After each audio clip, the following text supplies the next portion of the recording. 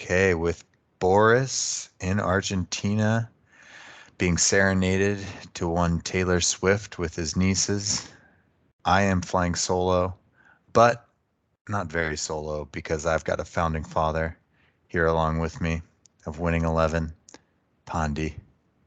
Welcome. It's only a Thank matter you, of thank time. you.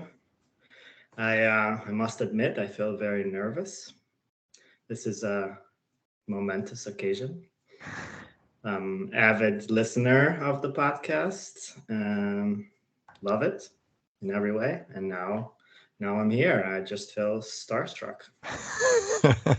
That is the one requirement we gave it. We sent out our questionnaire earlier in the week with 10 multiple choice spanning Frankie's conversation, Tom's, everyone's. You had to answer questions about birthplaces and hometowns, all these things. Pandi Oh passed yeah, with it was flying very colors. difficult. I had to take the week off of work just to make sure that I prepared well enough. You know. So how did you do? I mean, because I do have like a little bit of I in build up the day of, I think, okay, I need to start considering this conversation, what it might look like, and even sometimes put on, uh, I don't know, like talk to myself a bit about Mhm. who I want to be, what I want to value in the conversation. Did you go into any process? Yeah, I did. This is this is kind of a first for me, although I do this all the time because I'm on Zoom for work. This is just I'm at my work office, home office, if you will. I've got two screens right here where I do my magic, my boring work magic. Yeah. So, but being talking to you here, it's a whole different thing. It's a whole and Skype. That's a whole new thing as well. I didn't know that I still had an account, so everything looks a little fresh and different. And that's a I'm glad that's the case. I don't know. I think I thought about it a little bit, kind of like what I want to talk about, what I don't want to talk about. But then, really, in the end, it's just let just let the conversation flow. And there was a concerted effort there in having the Skype platform because I wanted to disassociate from potential work conflict where I know in school I have a huge Google Meets Hmm. association and many people with Zoom. So you want to just free yourself from those mental bindings and enjoy it for what it is. Um, is I knew there was a reason. I knew there was a reason why you picked Skype. I like the logo too. I think if I had my own soccer club, I'd have a big Skype logo on it, right? Maybe like I a bright mean, pink blue Skype logo.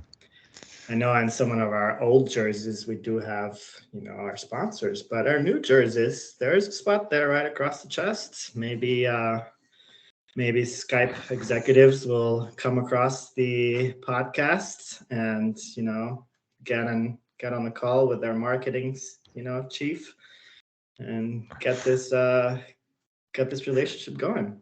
And if they don't want to be a part of this, then I'm fine with going forward with a unapproved sponsorship paying. Yes. Um, and yeah, so how was your work day? Did you spend most of the day in that room of yours? Yes, I did. It's a big week because next week we have open enrollment for work. So I'm in charge of that. If I don't do it right, they probably fire me. So Open I had to enrollment, is work that late like into the benefits? night. Yeah, Okay. that's Yeah, right. ours just finished. I didn't change a thing. Got that Blue Cross PPO. I'm all set That's up. right. That's the That's right. premium, right? Oh yeah, you're the good customer. You don't change anything. I don't have to audit anything with you. All good. It's because I'm thinking about those people on the other side in the CPS HR department. I want to make their holiday season as smooth as possible. I Yes. want them to just go to Yes. Starbucks, enjoy their peppermint lattes. So, Yes. There's a lot of stress involved. We appreciate you. yeah, you're welcome. Um, all right, well, we can't go too long without opening our beverages. And as the guest, I would like to offer you the privilege of opening yours first. What are you drinking tonight? Well, I thought about this, should I go with beer? It's the usual, but then what kind of beer? As most people, my palate has changed over the years. And then I said, you know what? Can we swear in this podcast? I said, yeah, we can. I said, fuck it. Let's go a little heavier. So I have today good old fashioned. Wow. I like these because they come as late, I'm lazy, so these come already pre-mixed. They're pretty tasty. I'd never seen You those can find before. them for $10 at Mariano's, baby. Great deal. Oh, wow. Great deal. And they come in all different kinds. They got margaritas. They've got, I don't know, Cosmos, whatever you want. Pick it up, throw it up with some ice or neat, as I'm about to have it, and then enjoy.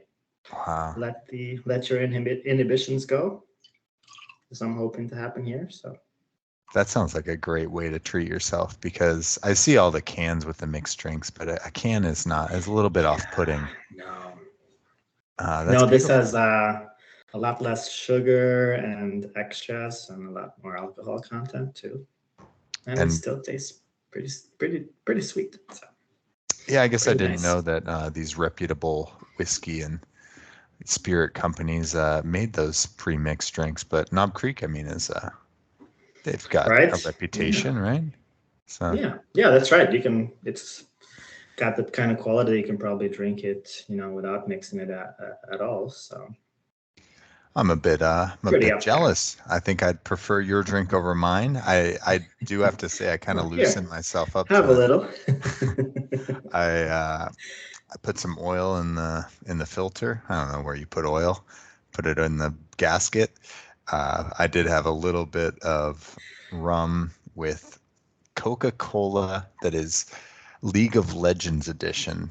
Anna and I think it has like a bubblegum type flavor. So I had maybe one shot of rum with that to loosen myself. But right now I went over to the local liquor store and I was trying to read it with the backwards image on the screen. Tend, I guess it's called. It's a Half Acre Winter IPA, kind of my brewery of choice. Not so much because of taste, but more so the West Coast aesthetic vibe that I love.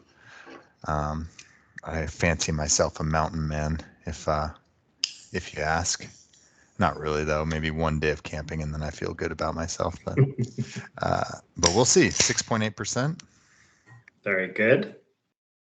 Half acre glass. Focus here. All right. Well, nice. Cheers, brother. I like it. Cheers to you.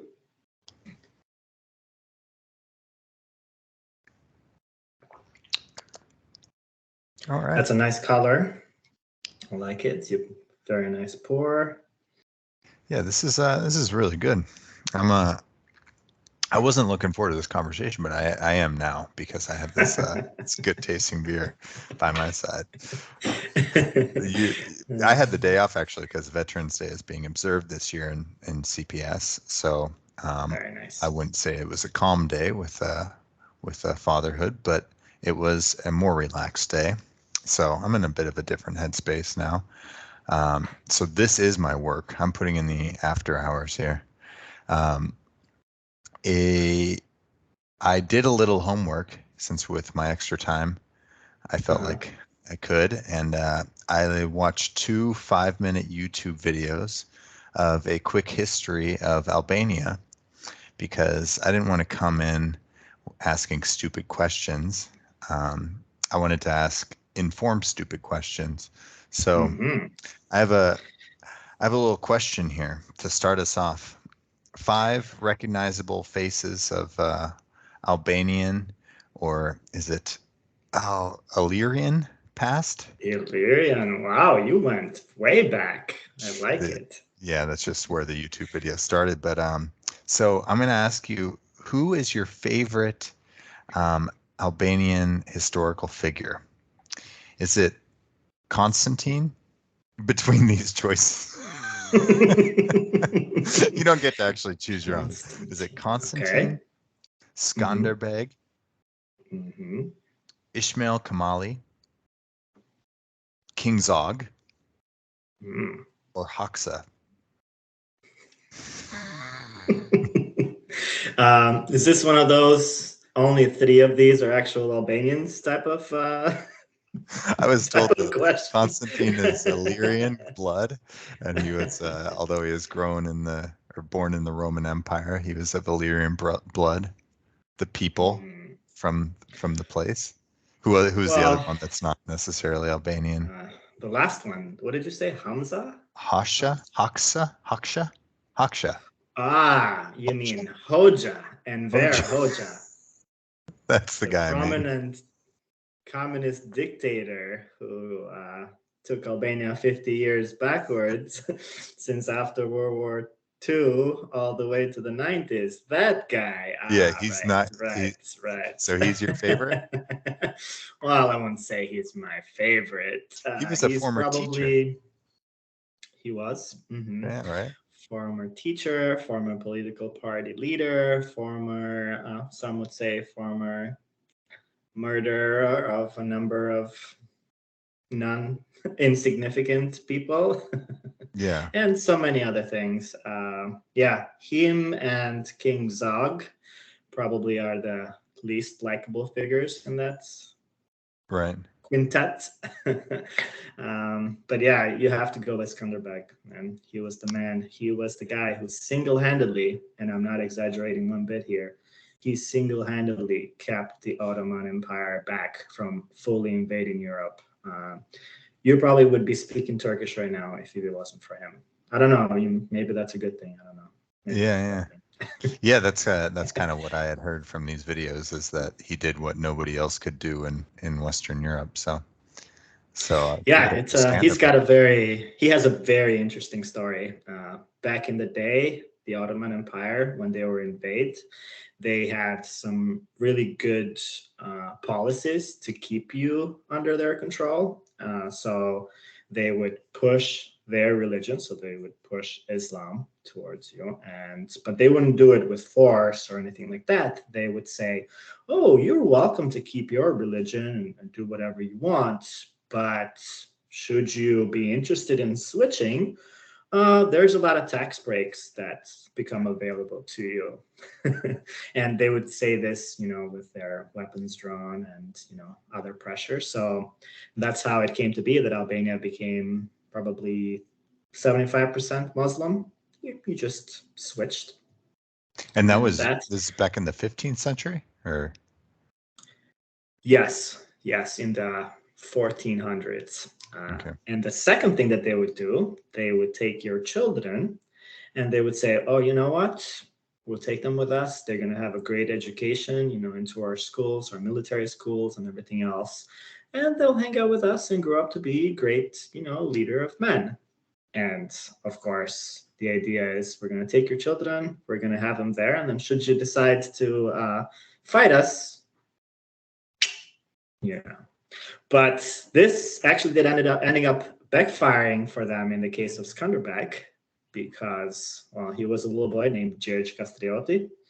He was one of those children that was kidnapped, shall we say, by the Ottoman Empire. They sent Yeah. him over. He went to military school. He ended up becoming one of their largest generals, best generals. They sent him in a lot of different campaigns, and he was always victorious. So on the next campaign, the Albanians were getting a little rowdy. So they sent him with an army to go pacify them, shall we say. He went over and he turned on them, unified with the Albanians. He did what nobody could do before, which get all of the different Albanian chiefs, feudal chiefs, together under his banner to fight the Ottomans as one. And throughout his lifetime, so since that day until the next 50 years, until he died, the Ottomans, every summer, they would send a huge army. They would try and gain Albania back, and he would fight them off and send them back every Wow. summer. And Yeah. and did he speak like Albanian as you do? Of or course. I a mean, semblance he of it. spoke the dialect of the time, of Right. course. Yeah, yeah, he did. As far as I mean, I'm not. I might have benefited me to watch those videos that you watched too for a little refresher. No, you gave a little bit more inside information than those. One of them didn't even mention Skanderbeg, so Mm, it really failed in that way. But yeah, so no, thanks. That's very fascinating. So that's like so he kind of had the insider knowledge to what their Achilles heel might have been, and that could have played a part in his oh ability to fight yes, them off. oh Uh, yes. it's kind of fascinating that. So, do you think his parents is there a history of whether his parents had survived to those years when he switched back over, kind of thing? Yeah, this is blurry. I believe they did. At least his mother. I think his mother was a prominent person in his court, along with his wife and the rest of his, leaders and generals and all of that. His son grew up, under his tutelage, so he was a very good fighter, but he could not do what Skanderbeg did. As soon as he died, pretty much uh, the next year that the Ottomans sent their army, they were victorious. All the Albanians disbanded and all of that. But by that Right. time, 50 years weighs a lot, on you. So they, as an army, so they weren't able to have that previous strength and be able to go across the Adriatic, across the Mediterranean, and Yeah, invade that's what. Venice. I think was the big next power of the time. Geographically speaking, they weren't able to get all the way there. So Yeah, that's what it had made mention of to emphasize that this was peak Ottoman Empire that he was up against. So, yeah, um, so one other thing that I learned through this quick cram was that the communism prevalent in Albania was actually Chinese supported rather than because they had disbanded with like the USSR we in the went through phases. So think of Albania of that time as today's North Korea, or a few decades back, Cuba, in the sense that we were completely isolated from everyone else. You couldn't cross the border. If you tried to cross the border, you couldn't do it legally, of course. But if you tried to cross, they would shoot you on sight. Uh, you couldn't have any sort of relations with the outside world.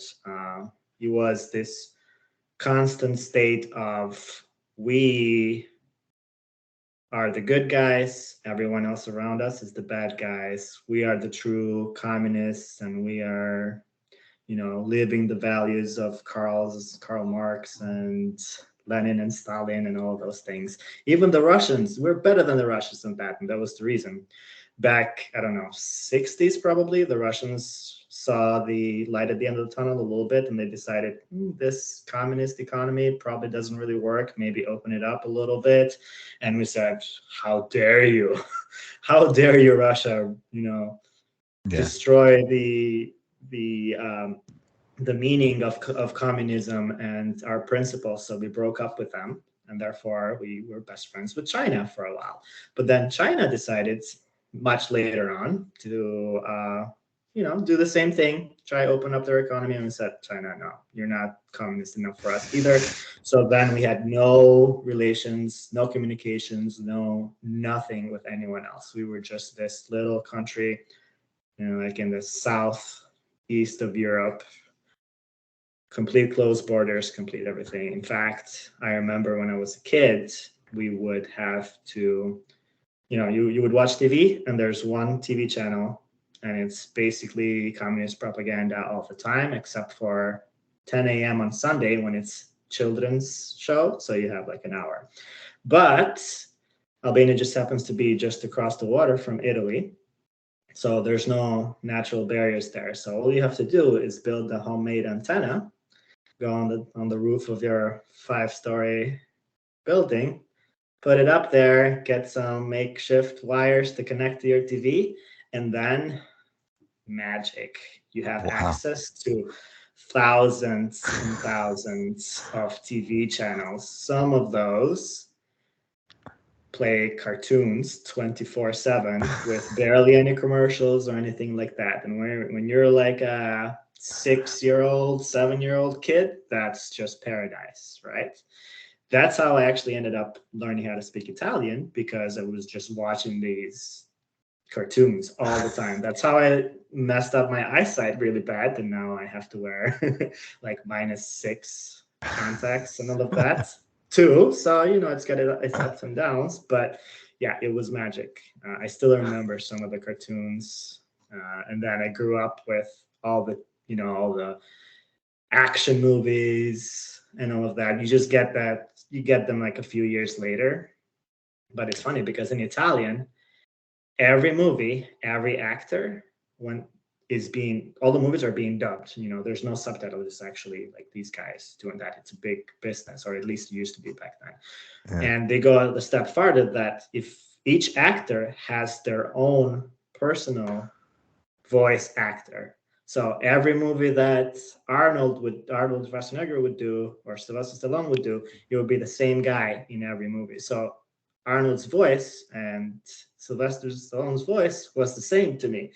Right. So much so that when I came to the US and I watched one of their movies in their actual voice the first time, I'm like, that doesn't sound like Arnold. What's going on? That's not Sylvester Stallone. Who's this guy?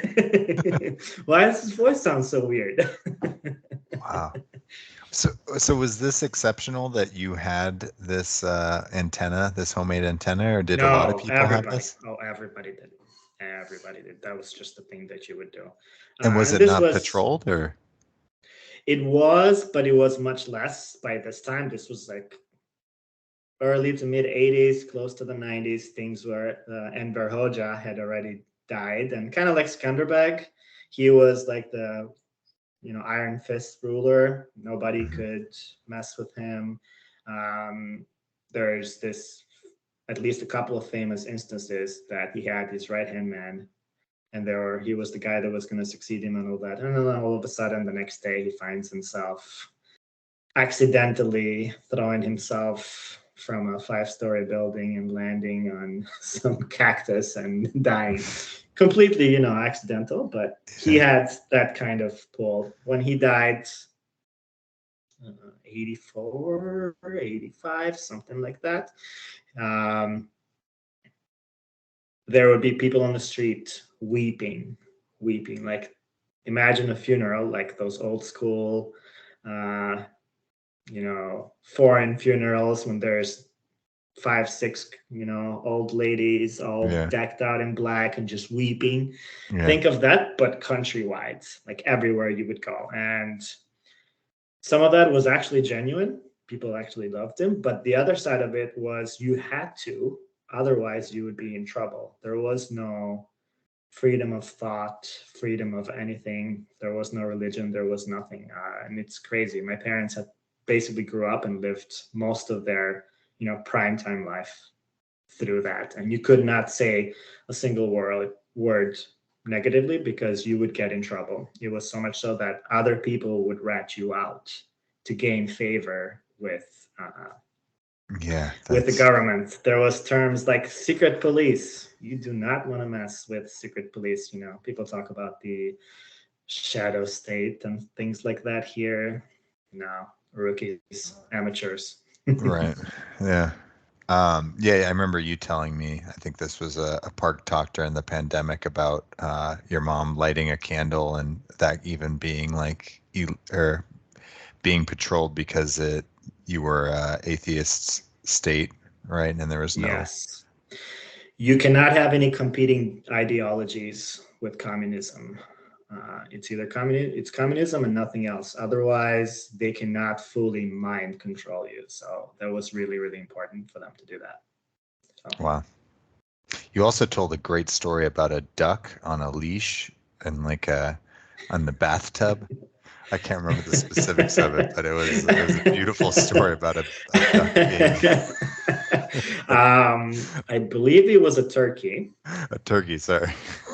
So, so if you're going to be a country that doesn't have any relationships with anyone else, you're going to end up being a poor country, kind of like North Korea is now, right? So there were certain times where food was so scarce that you would have to have coupons for your 1 liter of milk and 2 kilos of meat and 3 kilos of vegetables and 6 eggs for the week.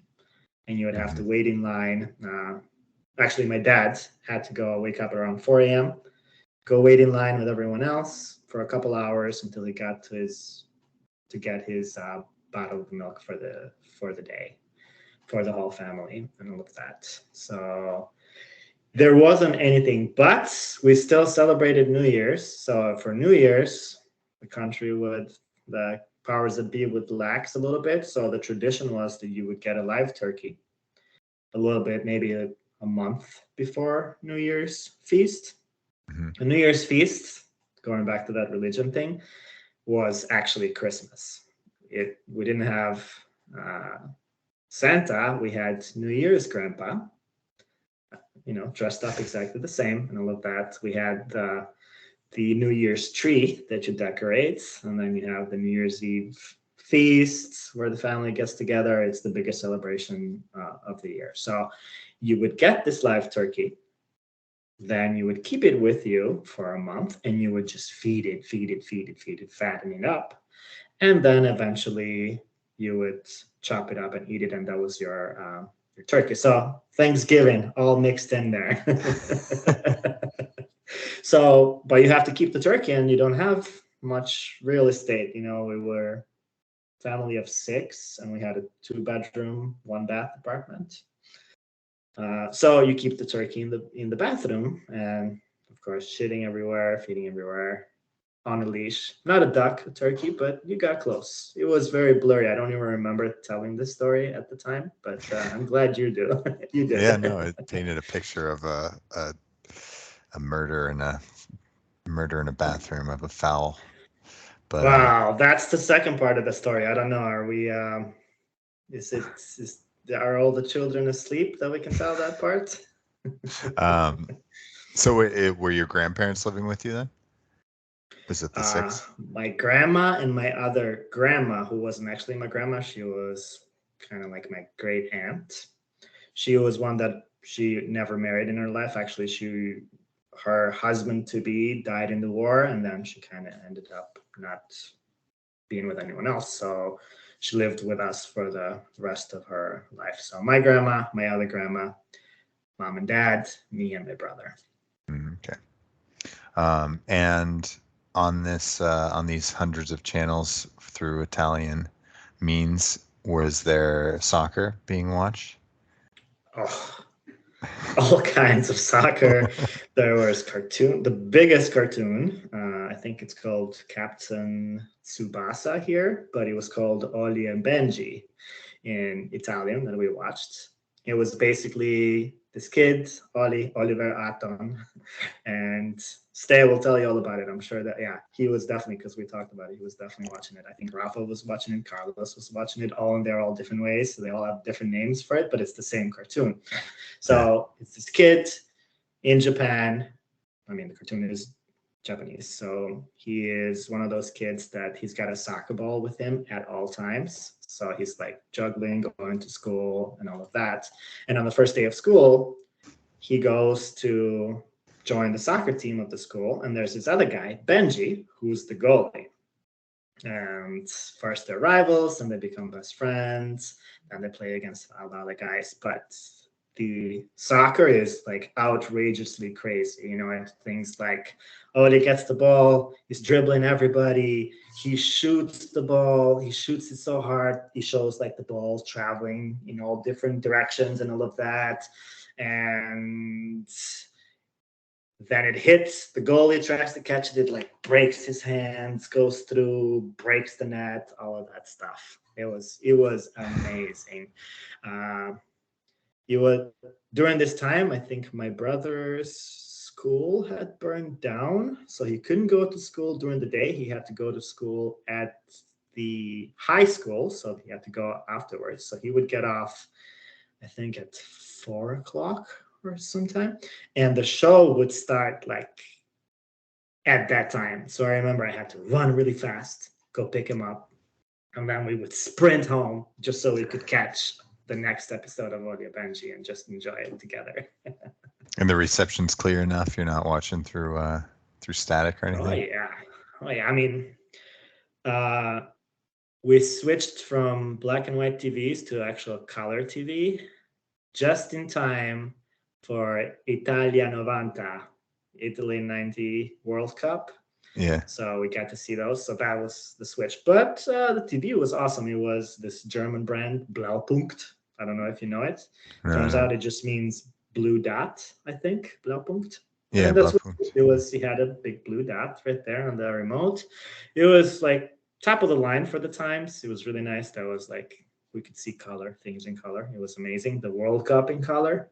It was amazing. It didn't end in heartbreak for me as an Italy fan. That would have been even better. But yeah. I think I did a good job here bringing it at soccer, since this is supposed to be a soccer podcast. No, I mean, I think we need a little bit of a backstory, though. I know since I do my homework, I have to pay myself off with a little bit of the Albanian essence. No, I agree. So we didn't have HD because it didn't exist back then, but we had a pretty nice TV with all the extras of the time. It was really nice, though. I guess that was like the luxury that we had among our lives. And so what's your outlet for playing the game in the early years? Oh, so you just grow up playing in the neighborhood, on the street, during school breaks and all that, but you're not playing, any sort of organized soccer. You just a bunch of guys. Hey, you guys are free? Let's go play. And you would play with whatever you had. I think one time I remember we couldn't find a ball, so we tried to play with stones. That didn't work out so well. But yeah, as a youngster, I was kind of a nerd. So I didn't go out. I didn't play with the other kids and all of that. I had one of those two grandmas that I mentioned earlier. She basically raised me because mom and dad had to go to work. So she would be with me pretty much 24/7 unless I was at school. And in fact, the school was maybe 1 or 2 blocks away. You could see it from our window, but she wouldn't let me walk to school. She would walk me over to school. And then when I would get out, she would be there waiting. And then she would feed me, take care of me the entire time. So I would just stay at home. I was like this sickly, weak kid and all of that. And then I sort of became friends with some of the guys in the neighborhood. And then I started going out and hanging out with them in the neighborhood. So in the neighborhood, which I'll try to help you picture it. It's just this apartment building where I lived. And it was 4 different entrances. So staircase that would take you all the way to the 5th floor, and it would be apartment buildings on each one. And then there's a bunch of other buildings similar to that one, kind of around. And then in the middle, there's what we called the mountain, which was actually a little hill because under there, it was a bomb shelter bunker type of thing. Oh. But it was covered in grass on top. So that was the hill where we would play soccer. So all the neighborhood kids from all those buildings would get together and we would play. If the older kids had the hill, we couldn't do anything if you're young enough. So then you play with those entries from the buildings. So each entry is the goals, and they're not really facing each other. They're like facing in, but that's okay. And the whole thing is covered with asphalt. So you are just like playing in that. And the way that it works is if you're the youngest kid, you have to play goalie. And then as you grow up and get better, then you get to advance, then you become a defender and then midfield. And if you're the oldest kid, then you just do whatever you want. And then the rest have to play for you. So since I got started late, because I was that nerdy kid and I didn't hang out with boys as much, I was the goalie. And even though you weren't the youngest?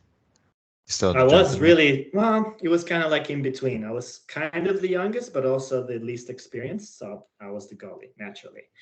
And we were playing, and I remember almost every night I would come home and both of my elbows would be bleeding.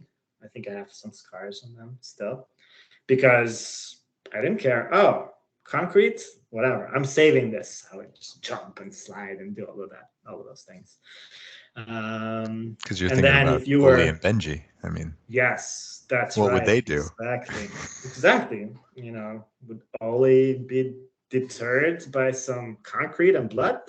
Nobody, I don't think so. And then as you grow up, then you get to play in the mountain with kind of like the older kids and all of that. And then if you're good enough, then you get to take your neighborhood kids all together, make a team, and go over to the field, which was the closest soccer field to Yeah, us, I and love this play with hierarchy. against the other neighborhood kids. So, and by this time, I had become a really good goalie, with my uh, jumping and bleeding myself and showing that I don't care Self-sacrifice. about my life. Yeah, exactly. So I was the goalie, and it was some really fun times. I have this vivid memory still of myself. We were playing, and the ball is like in their side, and I'm getting a little adventurous. I'm like leaving, getting a little bit forward and forward, and all of a sudden they get the ball and just kind of like chuck it, and I'm like, oh shit, I have to get back. So I remember running, and like just like those Oli and Benji, shots where I'm just running and the field is like 10 miles long and I can't get back to goal and the ball is coming. And I'm like, ah. And I remember just getting there just in time and I kind of did this slide and like cleared it. And of course, I'm sure it didn't happen like that at all. But in my Yeah, mind, I did this like amazing, perfect Maldini style slide tackle to save the goal. yeah, yeah. It's so crazy as a kid how you can have these experiences that maintain their romantic quality and without any evidence of what actually occurred. Um, so with the hill you're speaking of, is it flat on the top? The mountain. The mountain, I'm So sorry. the mountain. It is a hill, but yes, it is pretty much flat on top. So think of a bomb shelter, Okay. as you do. Yeah.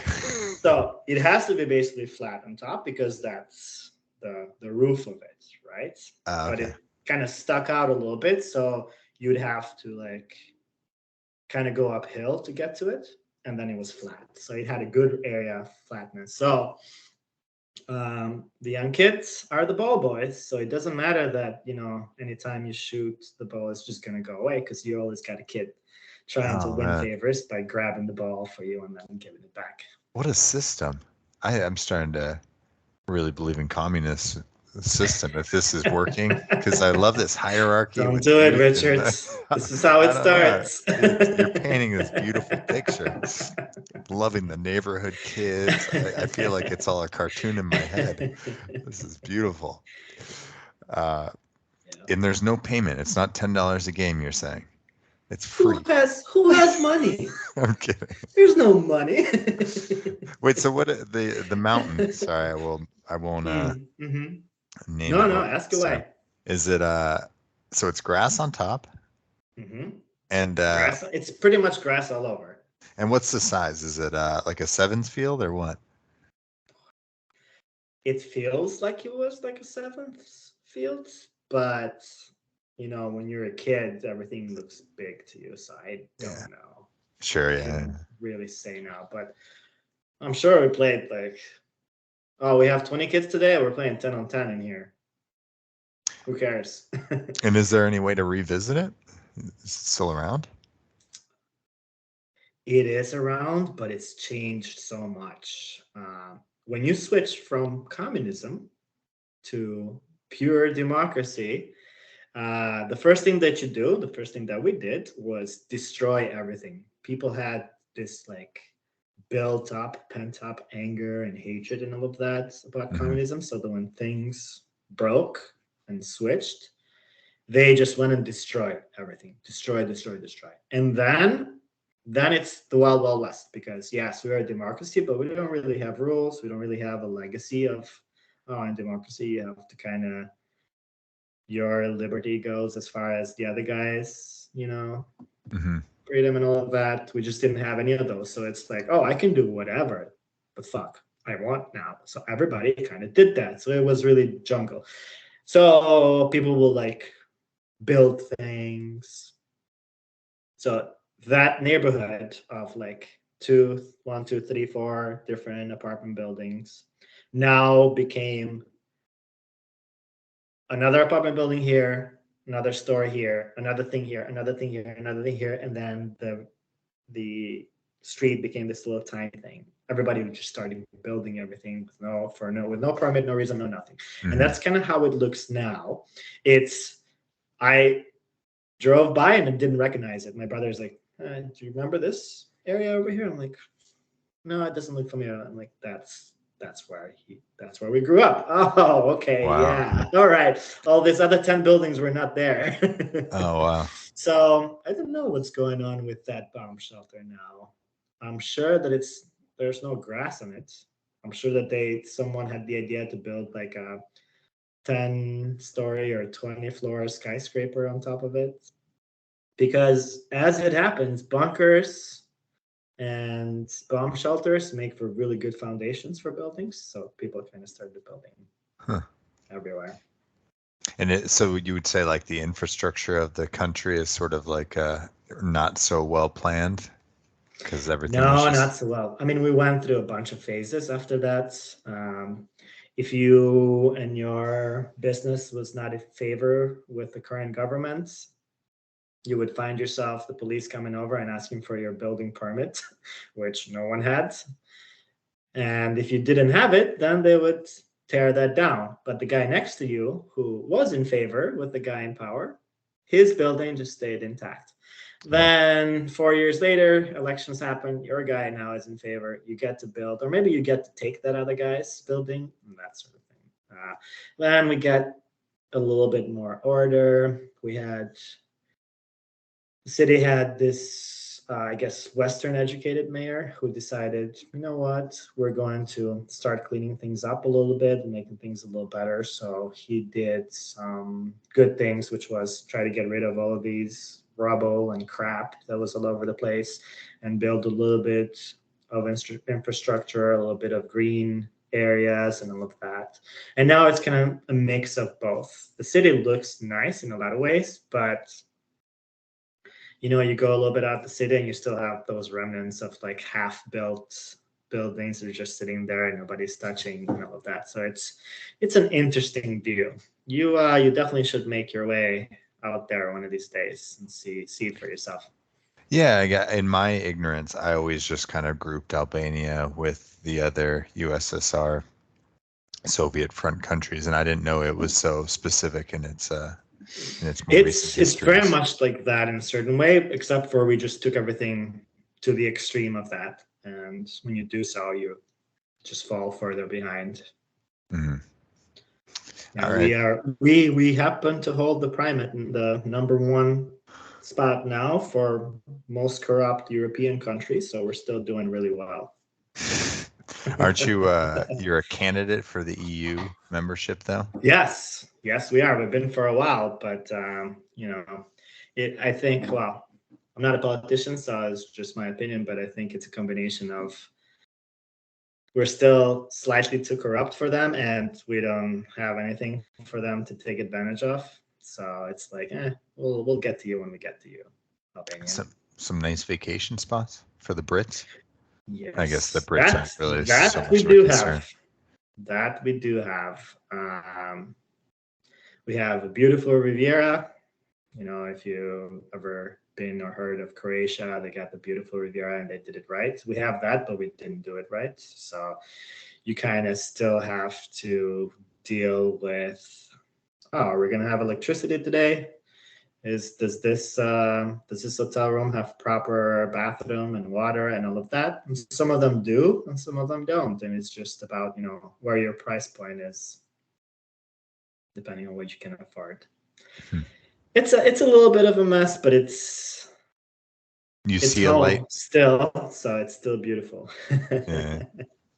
I feel like No Reservations, or what was it, Parts Unknown, the Anthony Bourdain. It's like, this is, oh, I know you through soccer, but we're talking about a country and its past and its Yeah. culture. Oh, yes, yes.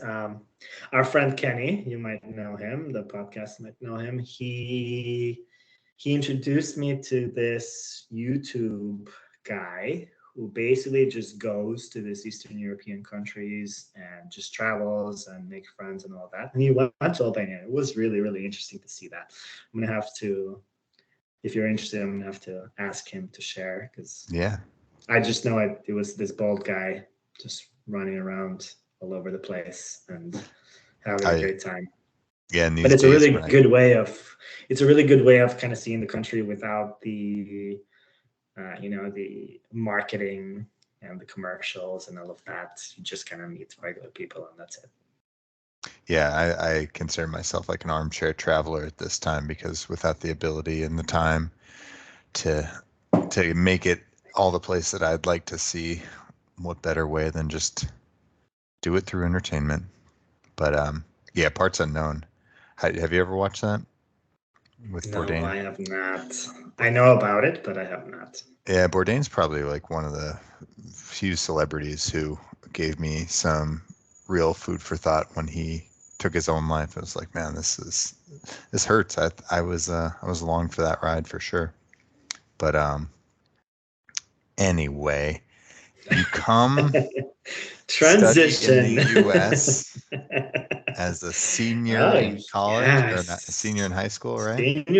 Senior in high school, because that's the best way that you can get to the US. And when you're in Albania in this wild, wild west situation where we have democracy, but not really, everything is for sale, including education. So if you want to get all A's and a chance at the best job that you can get and all of that, you have to know the right guys, be the right guys, or have a lot of money, which is probably the same guy. Because if you have a lot of money, you probably want it by not doing too many legal things.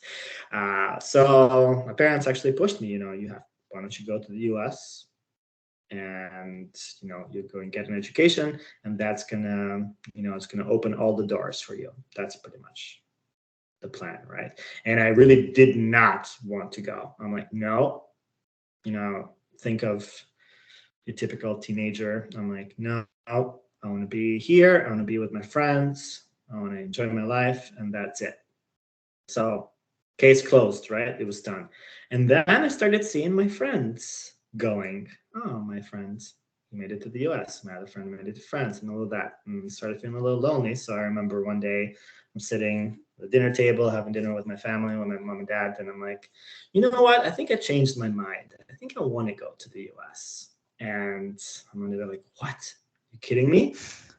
The deadline has passed. It's too late. What are you talking about? I'm like, I just changed my mind. So they scrambled, they got me all of that. And the easiest way for you to do it is to get this through this exchange program where you can do your last year of high school in the US, get yourself acclimated, connect with the language and the culture and all of that. And then you can apply for college and go to college.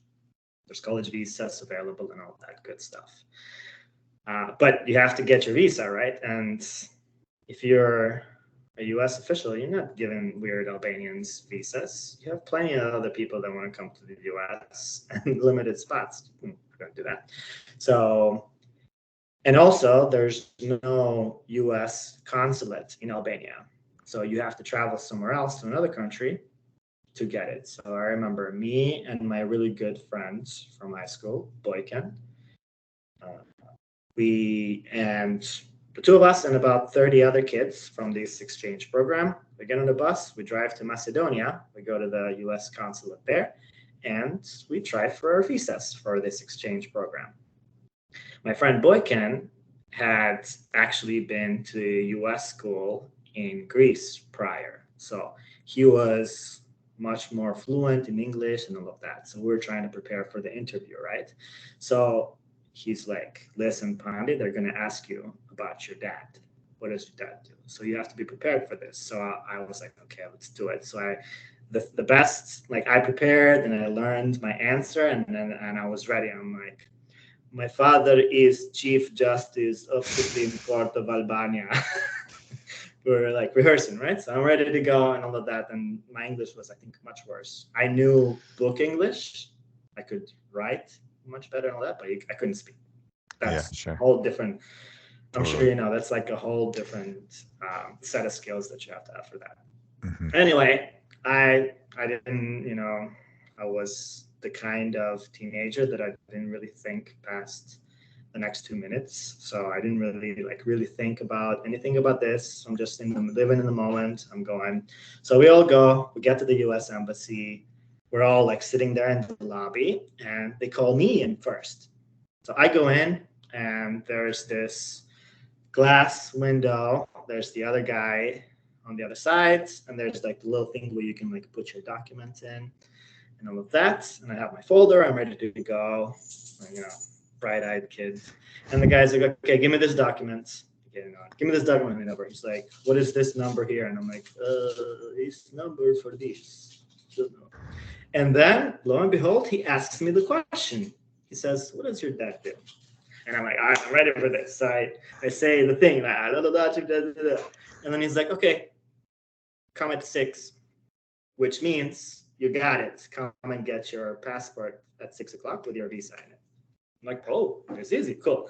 I come out, I'm like, I got it, guys. And everybody's excited, happy, and they're like, yeah, you know, this is really good. This is really good sign. Yeah. Boykin goes in next. They call him. He goes in, very, very short time, comes out, didn't get it. Wow. The rest of the 30 or so kids go in one by one. Nobody gets it.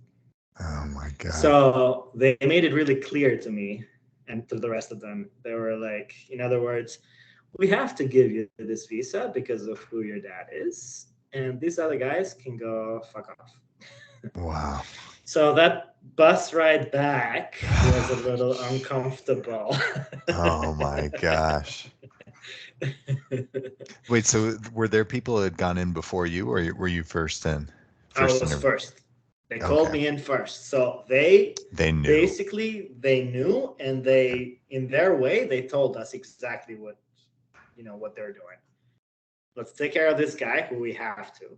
And then the rest of you, we're going to mess with you and you're going to get nothing. Oh my gosh. How did that change or affect your relationship with Boykin? Oh, not at all. Boykin, no. I mean, we were best friends. We still are and all of that.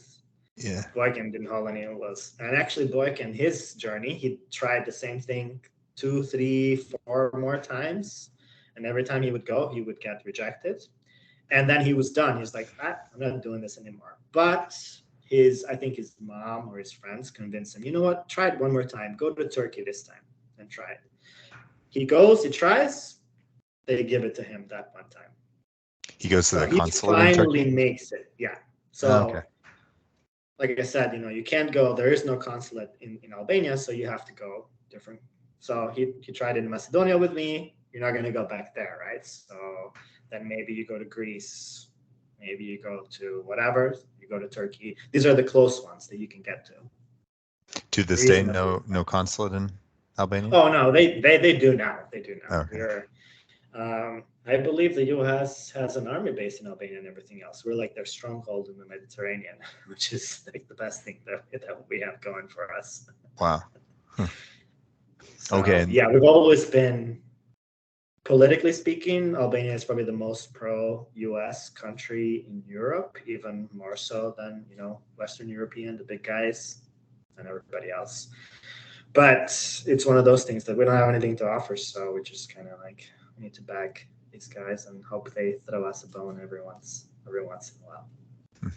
But yeah, anyway, I think we're getting too much into it. Getting back to soccer. So now I finally make it to the US, right? And Boykin does and all that. And when you're an exchange student, you don't get to choose where you go. You get to fill out this questionnaire, kind of like the one that you sent out. And that's, you answer questions.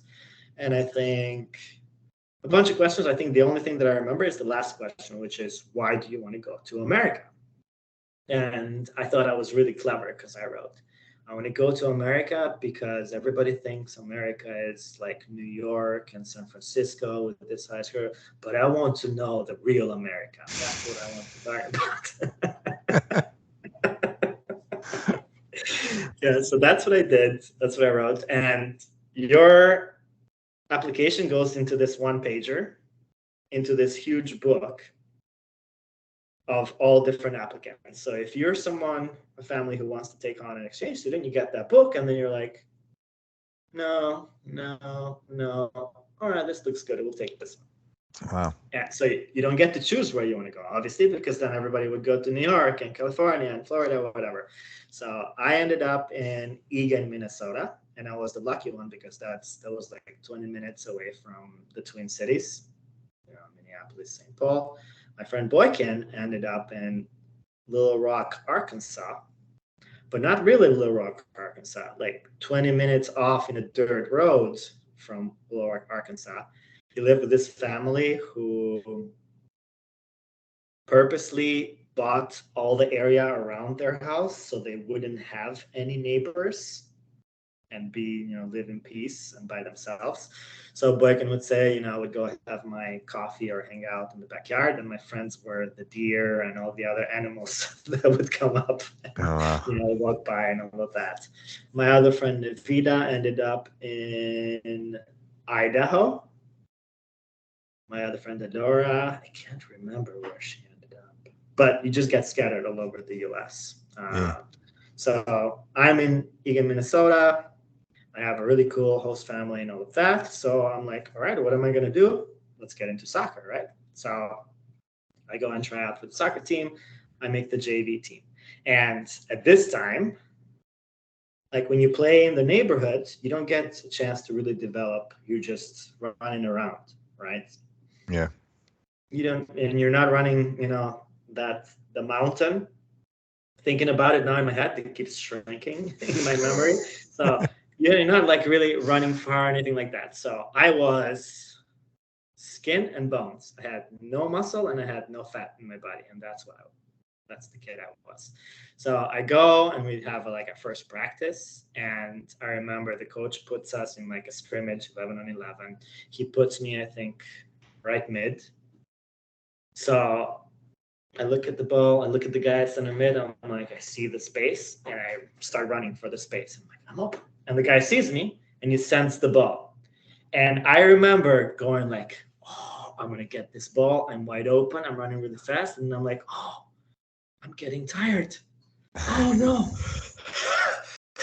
By the time I get to the ball, I'm like, holding my breath, and I fumble it and whatever.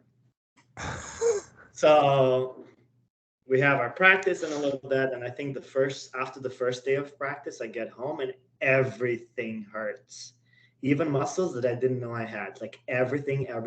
I'm sitting in my room, moaning, oh, everything. Wow. And my host mom comes over and she's like, "What's wrong? Are you okay?" I'm like, "No, it's just sore." So she introduced me to Bengay. She's like, "Okay, here, put this on. This will help," and all of that. Wow. So I said at the second, that was the kid that I was back then.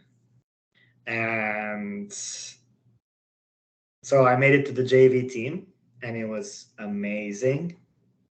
We were this kids. We had this really cool coach.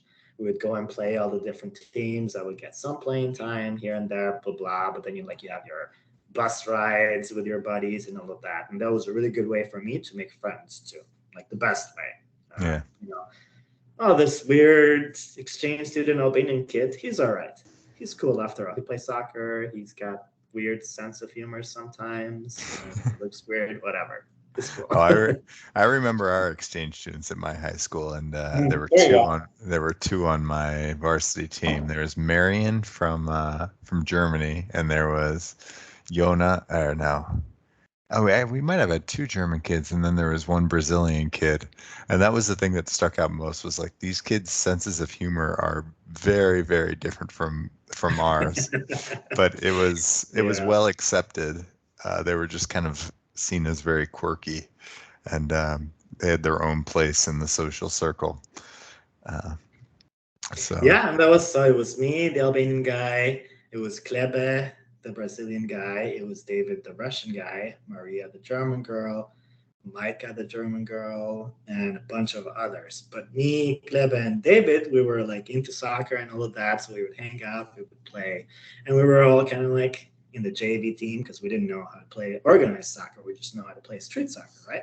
yeah, But we did have our moment of glory. This one day, we were just like shooting around, kick around in like what would become the ice rink for whatever, but it was still too warm, so it was just like we would just like kicking the ball, playing soccer there, and a bunch of guys from the varsity team show up, and we're like, oh, let's play, a quick scrimmage, and we kicked their asses. Like we played like 3-on-3 or 4-on-4, something small, and they yeah, had no idea what they were doing.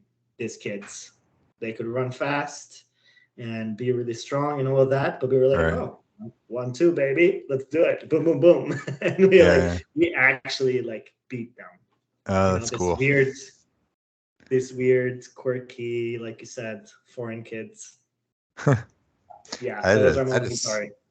I had a similar experience at Santa Clara where I was hanging out with my friends who were not American. I was the one American, and we played against like 4 or 5 guys who were on the Santa Clara team.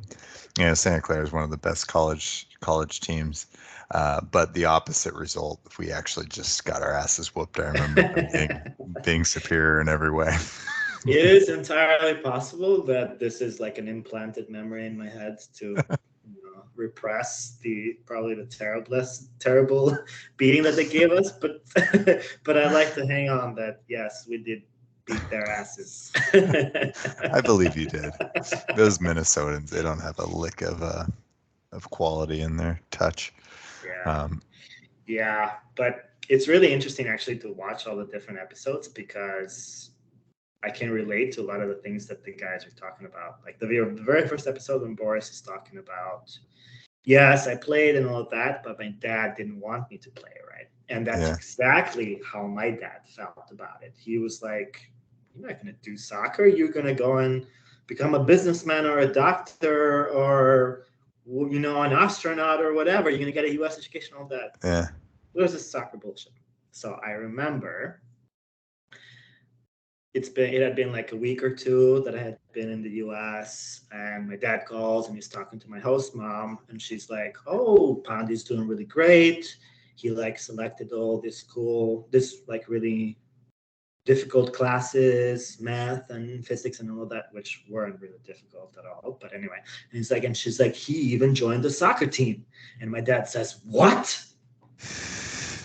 I didn't send him to America to play soccer. What is this? Oh my gosh. Did you have to answer to him? Was he Nah, I was like, whatever, Dad, don't worry. I took all the calculuses that I could, okay? took your took your law No, but class and that's what that's yeah, that's the mentality, right? Soccer is for yeah, those who can't make it. right. And then I listened to the jazz episode and the Kenny episode, and they're like, I got into soccer much later in life. And my story is like that, right? Into organized soccer. I could only make the JV team. I had the brains for it, of course, but I never had the physical ability for it. I was never fast, I was never strong, and all of that. All I could be was smarter than the other guy and fitter than the other guy. I could run more, right? I'd Yeah. have to. So then we got into college. We don't have a soccer team. The girls have a soccer team, but not us. So the foreigners get together and we build this club team. And this is sorry, And Eastern Michigan or Western Michigan? Eastern Michigan Eastern University, Michigan, baby. right. My dad went to Western Michigan, man. Yeah, big rivalry I don't there. really know the difference. You're in East No, Lansing or so he's in East Lansing? Which one's East Lansing is Michigan State. Uh, oh the sorry. really cool thing about Eastern Michigan is that you get to be about 10-minute drive from Ann Arbor, where University of Michigan is, and Ann Arbor is, which is a proper town where you can have a good time. Ypsilanti is just a crappy college town. We still had a great time, but you have an arbor there, you can go party there. So I joined this club team, and we have this really cool coach who's this British guy, and he just so happens to be there because his daughter is going to school at Eastern Michigan. And we have all different kinds of guys. We have a great time. Sorry, is this an intramural team or a club, like a club outside of this? It's outside of the school. It's Eastern Michigan club soccer. Oh, okay. So basically, you can make a club team, and then you can play against other colleges' club teams. Okay. But you're not at the level of JV, varsity, anything like that some schools can have. So it was a really, really great time because we had this guy who had a knack for organizing, like, certain guys that we know. And he really organized the club team. He got together with a coach. He worked with the school to get us funding. So we had jerseys and a travel budget and all that good stuff. So we actually had a team. We had practices, all the good stuff. We could practice at the girls' soccer field until they found out and they kicked us out. But we got that for a little bit. And then we would go travel to all the different colleges in the area, including Western Michigan, and play them. Wow. And those were some really, really great times. And like I said, I was never good enough to hold a spot on the team. But I tried. So I remember we get the team together, and each week the coach is okay, these are the 16, 17, 18 guys who are making it to the next team and all that. So I didn't get in the first couple of teams. So then I remember sending him an email, and I said, hey, coach, if you need me, I'm available. And I guess he really liked that because he's oh, that's great. Come on to the next game. And that game, I played the best game of my life, the best game. It was me and this other guy at center mid, and I was just running, winning balls, trying to play 1-2s, kind of dominating that. And they're oh, Pandi Makalele, good job, blah, blah, blah. That was the height of my soccer career ever. Yeah, it was a great time, man. It was a great time. That's cool. How long did that last, playing for this? That lasted for a full year till the next season. And the next season, our coach left because his daughter finished, her, and then they moved away. So now we needed a coach. So we got this other coach. And this other coach started thinking that we could play tiki-taka, like Barcelona and stuff like that. So we tried practicing like that, and it looks really beautiful, and we're doing really crazy, beautiful things in practice, and we're ready to go.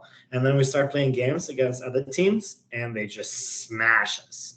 Because it turns out that if you want to play tiki-taka, you need to have Xavi and Iniesta, Messi level kind of players. You can't do it with a bunch of ragtag dudes like us. So that was not as much fun, and it kind of fizzled out after that. But yeah, we would still play pick up with a bunch of guys because by this time we had a really big international community. A lot of us actually lived in the same apartment building, which was across the street from campus.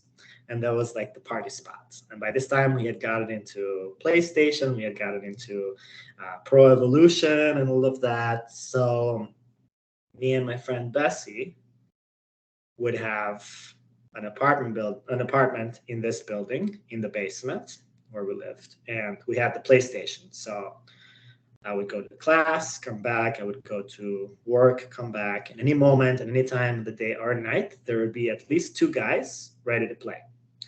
A bunch of Spanish guys, a bunch of Croatian guys, a bunch of French guys, an American here and there, and all of that, and the Albanians and all those guys too. So you go in, see the guys, and you're college. I got next. And then we would play. It sounds like a dream. So yeah, yes, it was indeed. Those were the days. Yeah, I used to go over to my friend Mike Lynn's apartment. This is in Santa Clara, San Jose. And me, Fabian, Alex, Vadim, we would play Pro Evo. And then we'd play poker and then just get a bunch of beers and smoke. And those were really great memories. I remember just getting off from class and like knowing that I was going to go there for the next 7 hours. Just like, this is the life. Yeah. And we had the added bonus that me, Bessie, and maybe one or two other guys, we worked for catering for the school. So because as an exchange student, you can only work within campus and you can only work 20 hours a week. So we got that job. And the best part about it is at the end of the day, whatever food leftovers are there, you get to take that home, baby. So not only we would do all the things that you mentioned, but there was like this massive lump of catering food waiting for you. Should you get the munches, let's say. Who cares what college does for you in terms of employment after the fact? It's those times that are just like, I was not thinking about any of that. I was not thinking about the future of those days at all. It was just like here and now, have fun, have a good time. Yeah, it's so good. And if you have some sort of sporting allegiance with one another, that makes it all the better. That sounds fun. You have that element of like a backpacker life with all these different nationalities involved.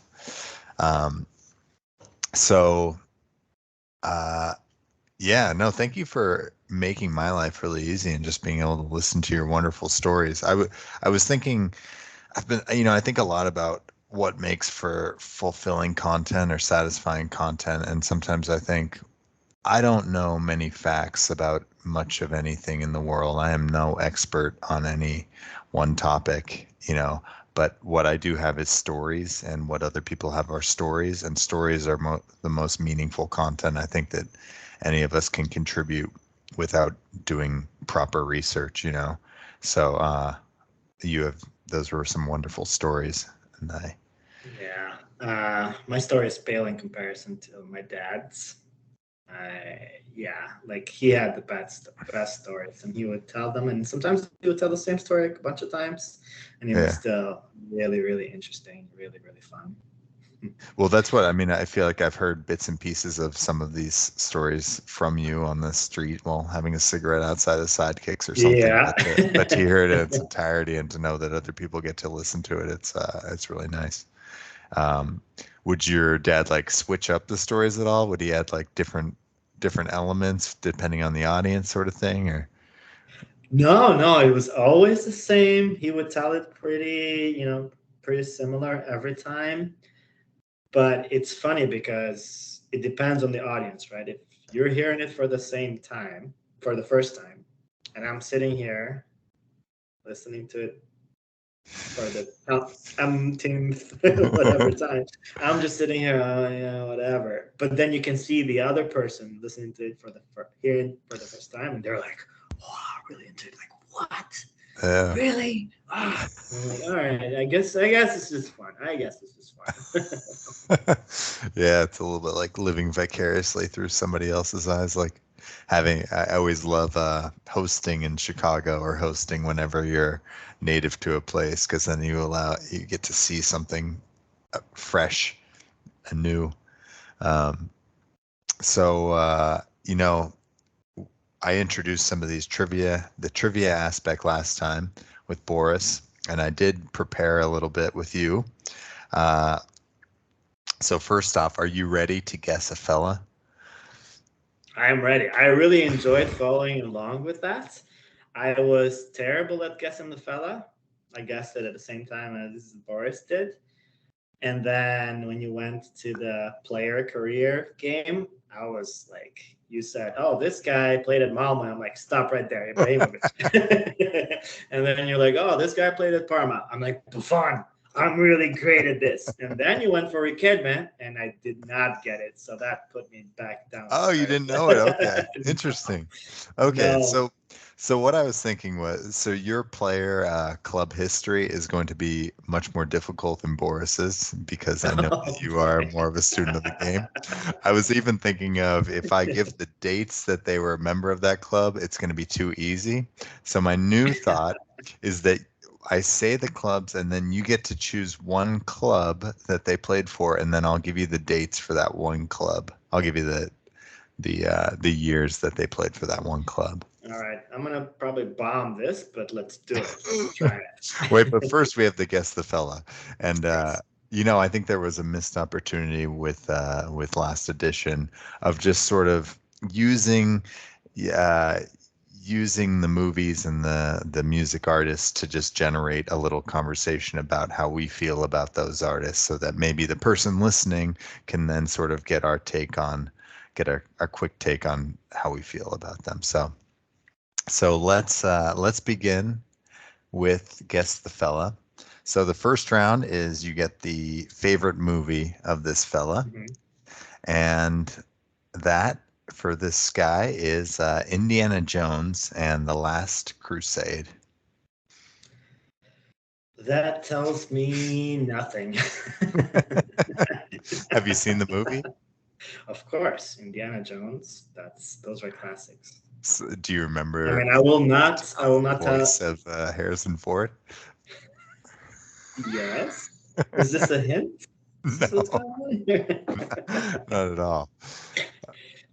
But yeah, I wouldn't have guessed The Last Crusade as being somebody's favorite. I would have guessed Temple of Doom by far, but Is the um, Last Crusade the one with the Nazis? The Or Last no? Crusade is the one with the Nazis and his father. Yeah. That's my favorite one too. It's Really? something about the Nazis. You either really love them or hate them, I guess. So this person either really loves or really hates Nazis. They might just really be into that scene where the melting face reveals the bones. That's classic. That is really good. I That's like the classic scene from that movie.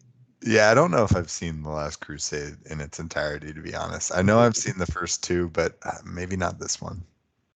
So, No, I've okay. seen the No, whole thing, but too long ago that I don't remember much of it.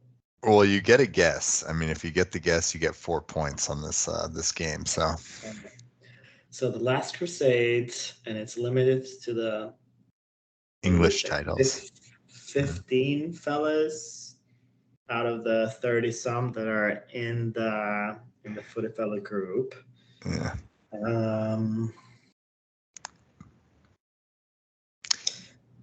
Yusuf? No, I think he does like No. action movies, though. I bet his favorite's going to be an action movie as well. Um, you're a little bit more scientific upon your guessing than Boris was. Boris just had a very defeatist mentality when it came to us. All right, who is okay? Next clue. Favorite musical artist or group? Their answer was Michael Jackson. Jackson. How about that? How about that? Did you have much exposure to Michael Jackson in Albania growing up? Yeah, we did. Michael Jackson is like an international. He even breaks the barriers of communism for God, sure. What a guy, what a right? But yeah, no, I'm nowhere nearer to guessing who this fella is. That's the thing about the fellas that I really love is that we all have one thing in common that we love to a certain degree or other, which is soccer. right. But beyond that, we could be anything. That's You very know, true.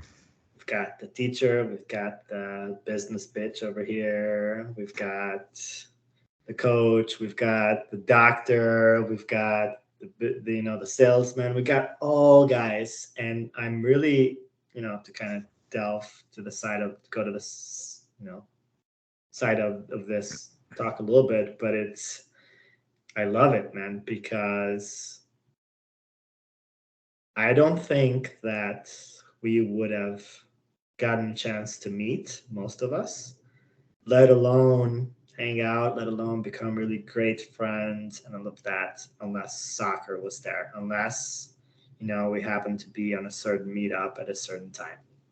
Mm-hmm. And that's really great because not a lot of people get that opportunity. A lot of people are restrained to, okay, I'm going to make friends in college because it's just a great time to make friends. And then, You go and get your career and work, and then maybe you get lucky and you have some really good work friends and all of that.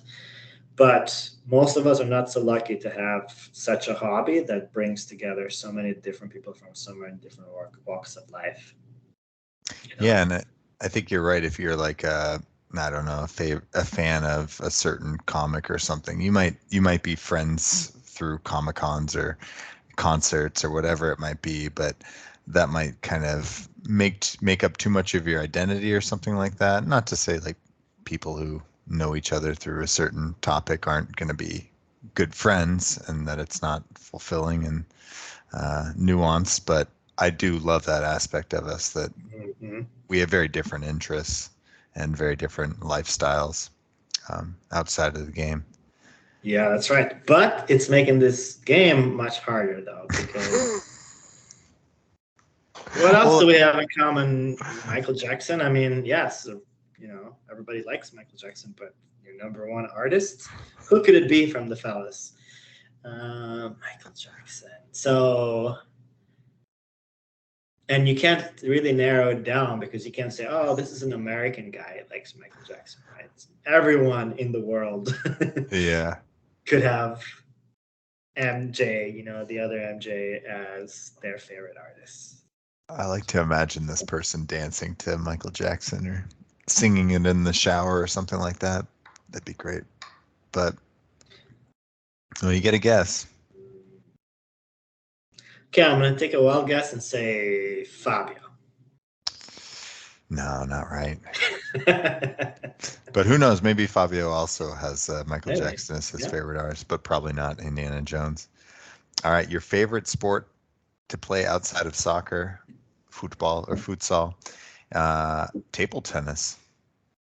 Table tennis. Ooh. Oh, I should know this now. Now I should know this.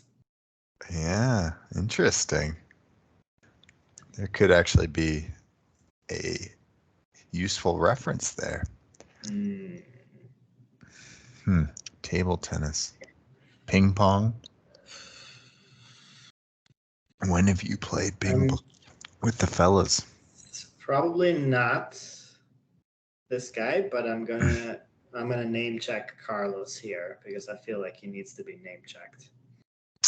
And that's one reason why I chose Carlos for this Guess the Fella edition, because Carlos has not been mentioned enough in any episode prior, and he is a integral member of this community. And although he has not played too recently with Winning 11, yes, Carlos's favorite movie, Indiana Jones and the Last Crusade. Yes. Favorite artist, Michael Jackson, and favorite second sport, table tennis. And how do you know this? How do you know now this? Now it all makes sense. So, I love it. So do you remember Carlos playing table tennis for those who weren't a part of such events where table tennis was played? Yes, I remember the old school, what is it, the award parties? Yeah, the Ballon d'Or. You might recognize a certain best left defender over look here. Look at this. Put it up to the camera. 2015. Oh, someone, my God. which is a great honor for someone who had never played left defender. Left defender. Very specific. But you're the best one of the entire year. For that year, 2015. And yes, that was one of those years where the table tennis table would bust out at Atlantic, probably, right? Yeah, the Atlantic Bar and Grill. All right. And I think sorry, go ahead. Yeah, I think Carlos definitely took one of those titles, right? I remember him playing well into the night. I think Joel was also really good at table tennis. Good. I think Rafa, I feel like, was good. Yeah, I think Kenny's pretty good too. There's quite a few of us who are. Yeah. So. But as far as the name checking, I will say I was very humbled, and I wasn't counting. I wasn't paying attention to begin with, but I am very humbled to say that I have been name checked in every single episode. And this is not a humble brag or anything like that. I'm truly, truly humbled to hear that. To hear you guys Well, say I mean, you were the thread that wormed its way through the entire last episode. Without your oh voice, I yes, don't know. that was way too much. That was way too much. Well, no, I really loved it as a foundation point. I was thinking about even tonight creating like another thread of some sorts. It would be too fabricated to feel authentic, but I like this idea of like coming back to something, having some conversation, coming back to something and being fed, and then there's an eventual payoff. I loved how you milked it. Like you were like, oh, let's stop here and talk about some other stuff and make us wait for what happens in the rest of the game. Yeah, I if only. loved the way you chose to narrate it. I Uh, feel like, you- David Attenborough, that's you're a his good name, right? writer. Doing his thing. You had good for a text summary, that was very good grammar that you used. It flowed well, and I had not pre-read that. It was on the fly, so I'm happy you didn't you know throw anyone under the bus uh, in the course of it. And then Fabio Which, fucked up when and I'll never let him get. as he usually does.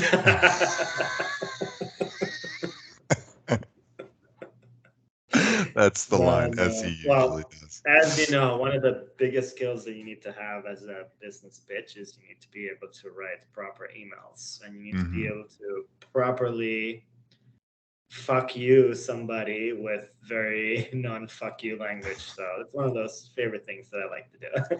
As I'm sure you notice with certain email chains with some certain institutions that Uh, shall not be named yeah, anymore. I learned a lot through those screen captures you did the other week.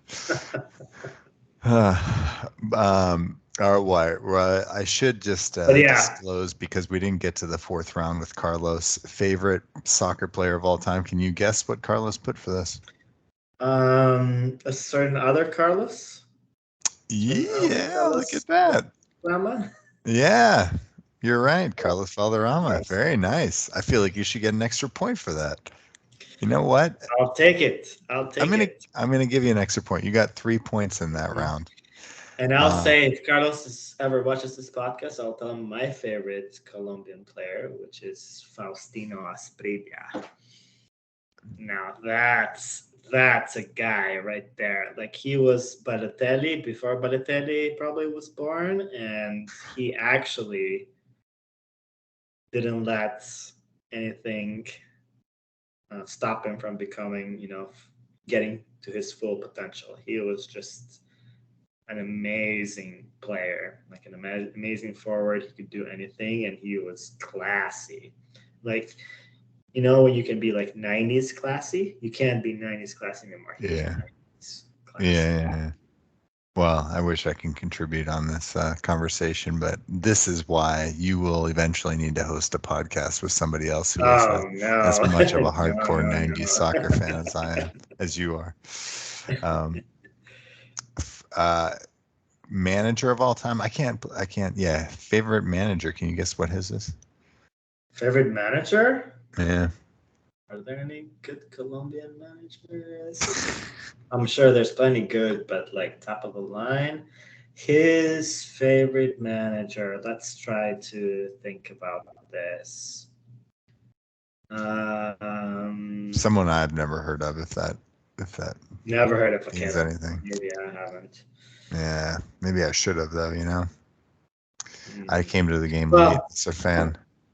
You say ready? it. Say it. Let's see if I know it. Francisco Maturana.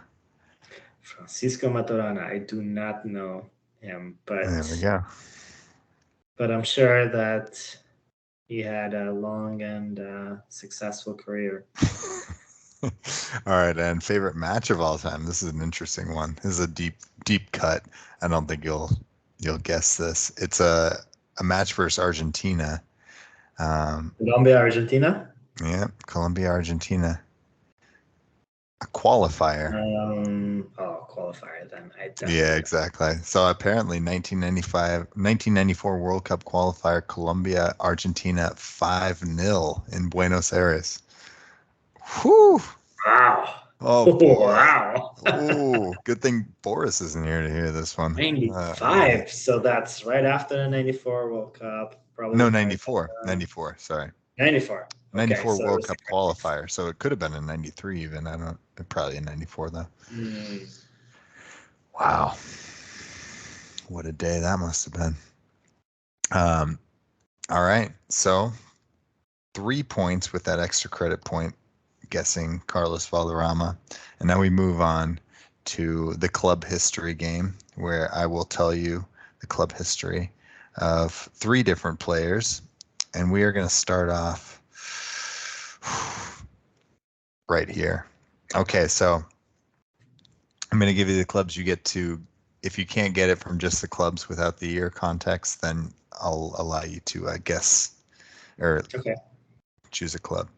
All right, first Ajax, uh, Sampdoria. Is that how you pronounce it? Sampdoria, yes. Real Madrid, Inter, Okay. AC Milan, Botafogo.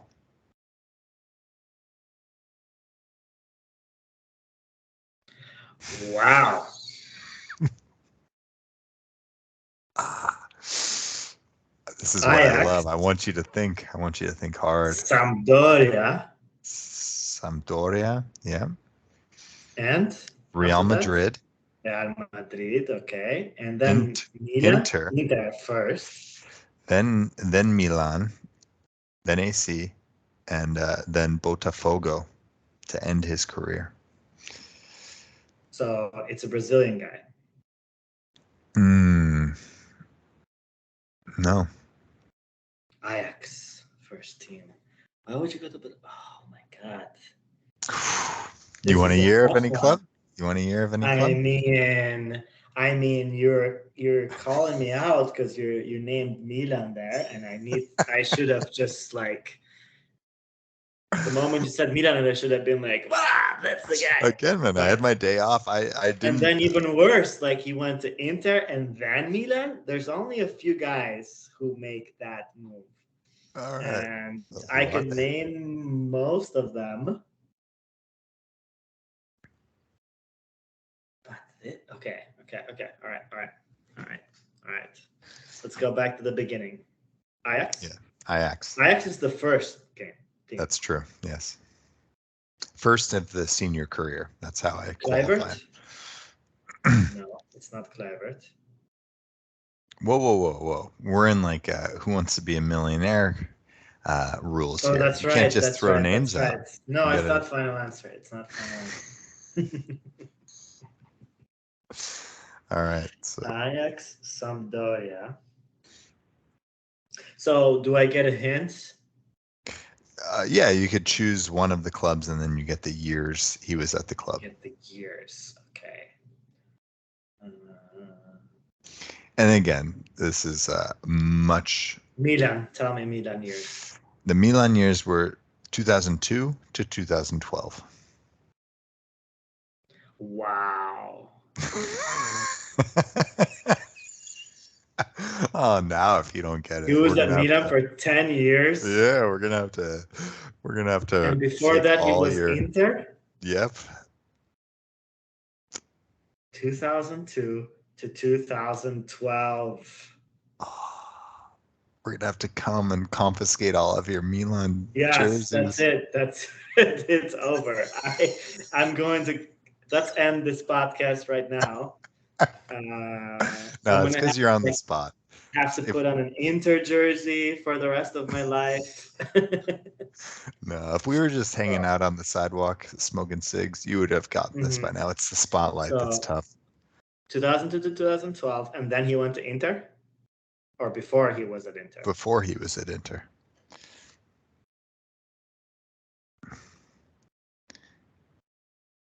2002 to 2002. Who? There's this like I feel like Memento right now. 10 years at Milan during the years that I watched all the time. And then he went to Inter. They were those party years, though. You're just playing Pro Evo and drinking and smoking. Okay. It was. So the next thing that I want to know is how long was he at Inter? Looks like 2 seasons. So he flopped at Inter. Well, Yeah. there's Julie Guglielmin Pietro, but I don't think he was at Milan for that long. And I think he went the other way. He went Inter and then Milan and then won the league in 2011. But this is not the guy. 2000 to 2012. Yeah. I feel like I'm gonna have to rework if you don't. Is get it this, Zadorf? Is it Zadorf? You got a final answer? Clarence Zadorf. That No, yes, that is Zadorf. Of course it's Zadorf. Real Madrid, Milan, and he went to Inter. Oh, I blanked out those 2 years that he went to Inter. Yeah, interesting, right? I didn't. Of course, Clarence. Of course, it's Clarence. Of course, one of the best center mids of all time. Like one of the classiest, most unique guys ever. Yes, and it took me forever. Yeah, I blame it on the whiskey.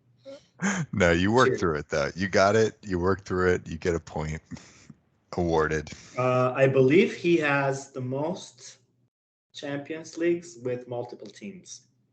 I think he holds that record. Because you wanted Champions League title. You wanted Real and Milan, and he has one of the most beautiful goals ever at Real Madrid, where he shoots it from almost half, and the ball does not swerve, does not turn. Like if you watch a video of the ball, it's going straight, but it's also not turning onto itself or anything like that, and it just goes straight into the top corner. I'm gonna have to amazing goal. Have to link this video into the show notes. You will have to. Yes. Yeah, I'm gonna look it up after this. I'm gonna definitely forget to link it in the show notes. But fun fact: he was the Milan coach for a little bit there too during the so-called banter era. I don't know about this banter era at all, but for what's another it all podcast. about? All right, we're gonna move on to the next one. All right, here we go. So I'm only going to name clubs that he had more than 10 appearances at. Okay. This next guy. Okay. Inter. Bayer Leverkusen. Okay. Bayern Munich. Inter. Palmeiras. FC Goa. Brasiliense. Okay. So again, Inter, Leverkusen, Munich, Inter, Palmeiras, FC Goa. Palmeiras. And finish his career at Brasiliense. This FC Goa, where is that? Let me check here. This is a Indian Professional Football Club. Indian. All right. Do you want a year associated with this player at all? I would like the year where one of the 2 stints at Inter, but the one where he spent the longest. Okay. Okay. Both are similar length, but the one where he had more appearances was 2009 to 2012. To 12. And was that the first or the second stint? That was the second stint. 9 to 12. Mm-hmm. He had 96 appearances. Go through them again real quick. Okay. List the order. All right. First senior career team, Inter, then Leverkusen, then Bayern Munich, then Inter again, Sao Paulo, Palmeiras, FC Goa, and a small Brazilian club. Leverkusen. And Bayern. It's Lucio? Brazilian. There we go. Is it Lucio? Yes. There it is. Of course, Nice. Lucio. Of course. All right. Well done. Another point. Worked hard for that one. I didn't know Lucio. For some reason, I thought his playing career was a little bit longer back. But what's his nickname? I learned this in the Wikipedia. I don't know. The killer, the murderer, the destroyer of worlds, something like that. I like this one. O Cavallo. The horse. Yeah. Yes. Striding down the field. And the nose, I see it. Yeah, I really liked him as a player. All right. Final player. Well done. 2 for 2. That was a quick one. All right. Let's see here. Okay. Let's do it. This is where he begins his senior career. Arsenal. Loan to Crystal Palace. Chelsea. Roma. LA Galaxy. Again, only 10 plus appearances I'm mentioning. One more time. He starts his career at Arsenal, loan to Crystal Palace, Chelsea, Roma, LA Galaxy.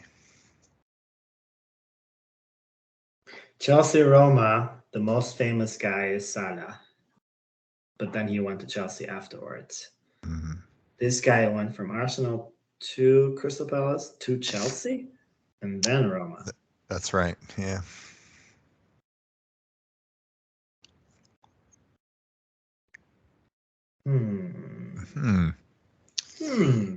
Interesting. So what percentage of how would you break up the percentage of your football viewing in terms of by league? Italian? Serie A for sure. What is that, like 90% or like? Well, it depends. These days, Serie A is still the most that I watch, but I would go Premier League second and maybe close to 50-50 with those two, especially because it's easy. You can go on Paramount, you get all the Serie A highlights. So I try to catch each big team, all the highlights for the week. Sometimes it doesn't usually happen. Big teams are what? Napoli, Inter, AC, Roma, and what? Juve. Atalanta? Oh, Juve, Lazio, Atalanta, if I can, all those 7. Sometimes Fiorentina too, if it's an interesting match. And then for England, of course, we know we have the top 6. As I go for, it's harder to watch the Bundesliga and La Liga because you have to go to YouTube and search. I told you I'm too lazy, but I try to catch some of the games. I mean, the Premier League is the best league for sure. That's where all the good stuff happens and the bad stuff with all the VAR crap that's going on right now. But Italy, it's got that old school love for me, and of course, Milan, I have to catch it. And they've been on the up and up lately. Are you watching full Milan games weekly? No, not anymore. These days, not anymore. These days, I try to catch the highlights. I try to wait. Typically, I can't catch it live, so I try to not see the score until I watch it. And then sometimes, depending if I have time, I'll ask my brother, is this worth watching, or should I just catch the highlights? So he gives me a hint there. Yeah. But typically, these days, it's been mostly highlights. It's tough. You've got a kid, you know how it is. Oh, I very much know how it is. Yeah, I'm watching very little full match these days. If I catch like 30 minutes, that's a good day. Big win during the week though, huh? That's exciting. very. It was due because we had been crap for the first few games before that, and I was not expecting it at all. Yeah. Those are the best ones when you don't expect it. But yeah, I appreciate you giving me some time to think about this. Well, I might just be So distracting you. Is it really giving you any food? No, it is. It is giving me time. So let's go back. If you can Arsenal, relist Arsenal, Crystal Palace on Chelsea, loan, Crystal Palace on loan. Chelsea, Mm-hmm. Roma, Mm-hmm. LA Galaxy. Okay, so again, I want you to give me the longest stint and the years. Okay, longest stint is at Chelsea from 06 to 2014.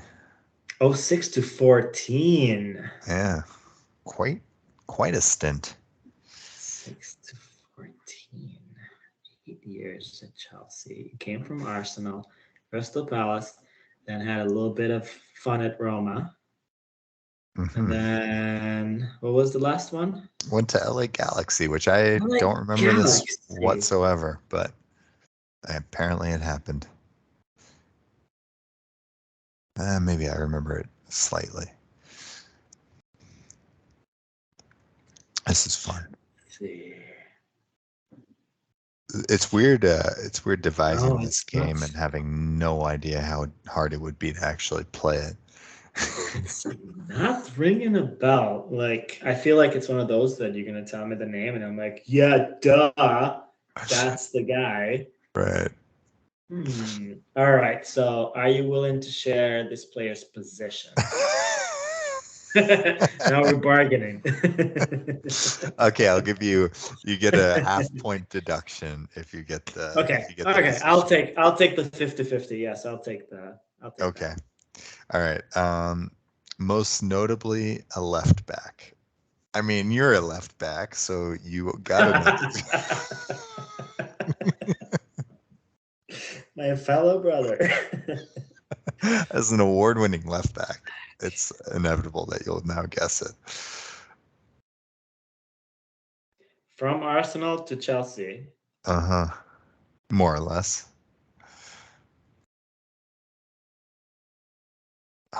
Crystal Palace loan is throwing me off. You think? Was it Gael? Was it Gael Clichy? Did he play at Roma? All right. Well, do I want to make it my last? Because there's also Ashley. I think obviously. For the quality of the pod, we got to probably get a guess in. No, that's it. What's your guess? Gael Clichy, only because in Football Manager, I bought him from Milan and he won me the league. And I had like an amazing team where I was playing this save with my brother and my cousin. And I had Milan, my brother Inter, and my cousin had Juve. And I bought Eto'o from him, from my brother who had Inter. And I bought Felipe Meda from my cousin. And I made this amazing team with Eto'o and Pato up top, with Kaká behind them, with like Pirlo, Zero, Gattuso. And I had Gael Clichy as my left back.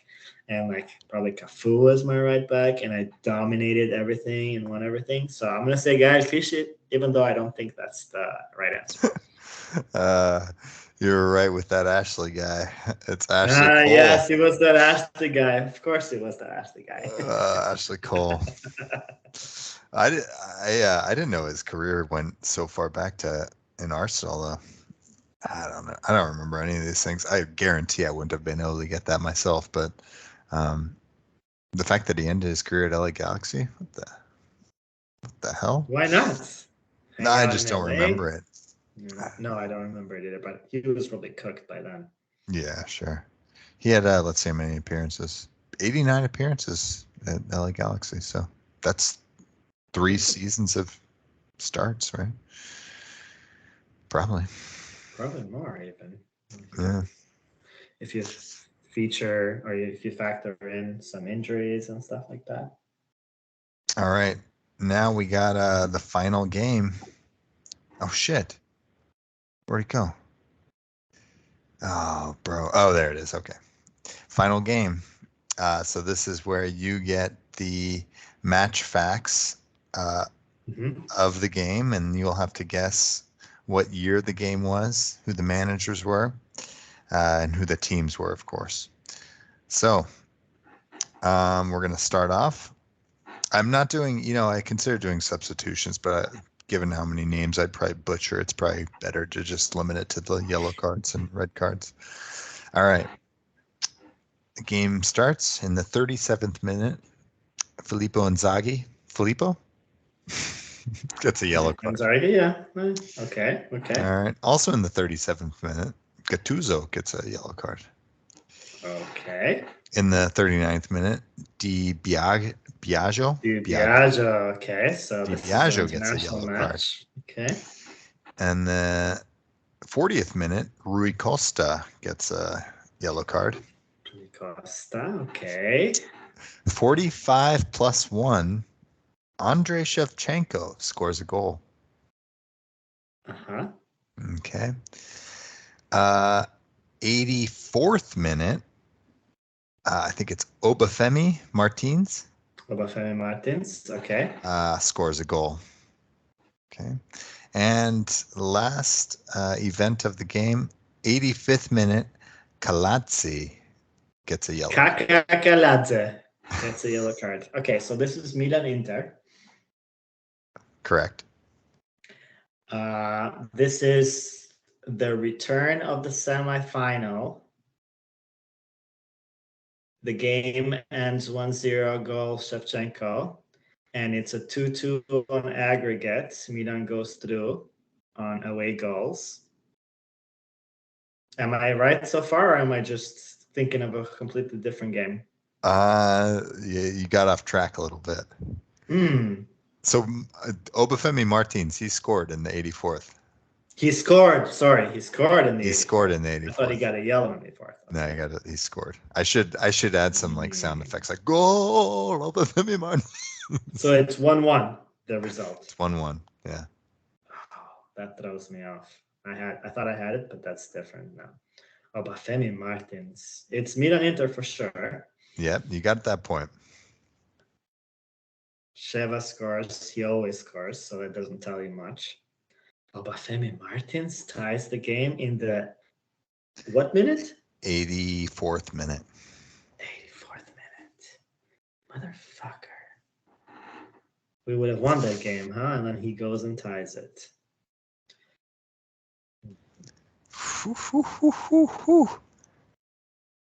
It's a big match from what I Googled. Not an insignificant match. Not an insignificant match.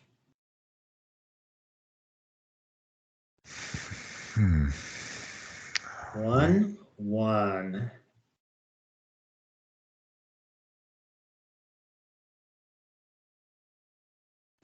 So obviously it's not a final because there's no extra time or anything, right? You would have disclosed that if there was. No. That feels so tricky right now, and I know. I don't think I know this one. My curating of this game. I should. Because I think you're going to be kicking yourself. So is this the first leg of the same thing that I'm thinking of? Probably not. What's going on? 1-1. And this was during the times when we used to why couldn't you have picked the return match where Sheva scores and we make it to the final? Why couldn't you have picked the match where it's 2-0? We're 2-0 down to Inter, and then Kaká Zedorf score and it's 3-2, and it's like one of the biggest comebacks. Because I'm going for a melancholic sort of vibe for this podcast. I don't want anyone to be happy. My goal is to put you in tears by the end of this episode. 1-1. So you think I'm being cruel. You think I'm being cruel, but I'm not being cruel at all. No, I know. I think this ends up with happiness for the Milan side, for the black and red side. But I'm trying to figure out how the 1-1 helps us, then we must have won 1-0 in the first match or something like that, or we're about to win 1-0 in the next match. But still, that doesn't ring a bell. Then again, we've beat up so many times during those times where we used to have the Shevas and the Indagis. So all those big wins blur together into one. So yeah, that's a lot of words to say. I'm giving up on this one. I would love to hear. I would love it to relive this game. All right. Well, apparently what happened was in the first leg of this tie, the result was 0-0. But That's the game. It is the game. You're right. They did not win 1-1. 0-0. This is 1-1 at Inter, even though we're playing in the same stadium. Exactly. And this is the 2003. Yep. Yeah, my final. Correct. Yes, that's correct. That's the one. So I should have continued with my initial instinct because this is the game I was thinking of. I remember that Sheva goal. It was like he killed himself to get to score it. Yeah. We'll put it in the show notes. We'll put that link. All right, Seedorf and Shevchenko goals. So so how do they even distinguish what is a home game for Inter versus Milan? The way that they do it is they sell, I think they go 75-25. Okay. And they sell more to one set of fans than the other. Sure. But it's really every game you've got the north side and the south side, Curva Sud and Curva Nord. Those are the ultras, and they create they have the big fan celebrations, and they create the livery, if you will, of each side and all of that. And then the guys in the middle, you sell more tickets to one team versus the other, depending on who's home. Okay, so the noise of the ultras, though, kind of makes up for the majority of that spirit. Yeah. Okay. So this was the return match, 0-0 in the first one. I thought it was 1-0 for them or something like that. I thought it was 1-0 and 2-1. But it was 0-0 and 1-1. Sheva scores it, and Abafemi ties it, but it's not enough, so they need to keep attacking, and they can't do it. Do you remember where you might have watched this game? This one, no. Certain one, mostly the World Cup games is the ones that I remember because you go and watch them certain places. Yeah. Yeah, this one was probably at home. This was early days. Yeah, those were we had a short stint of meeting at the Globe to watch those big Champions League matches on replay for a year, maybe 2 years. And that was always really fun. I know that was a great time for sure. Yeah, definitely. Schedules can't accommodate for that these days for many of us, but it was cool while it lasted. I remember a few Champions League final pre-winning 11 get-togethers with friends. I remember going to a pub to see Barcelona and Arsenal and that Jens Lehmann 11th minute red card, and that was very dispiriting because I was really going for Arsenal that year. But yeah, it was a semifinal though, so probably midweek. Probably studying. Yeah.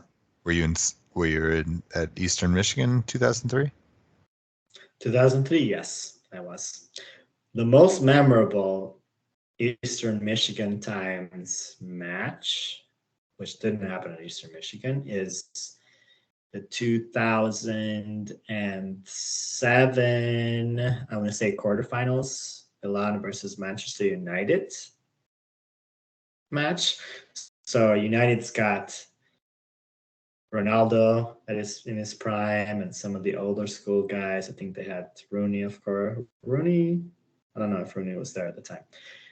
So it's quarterfinal, Milan versus Man U. First match is at United.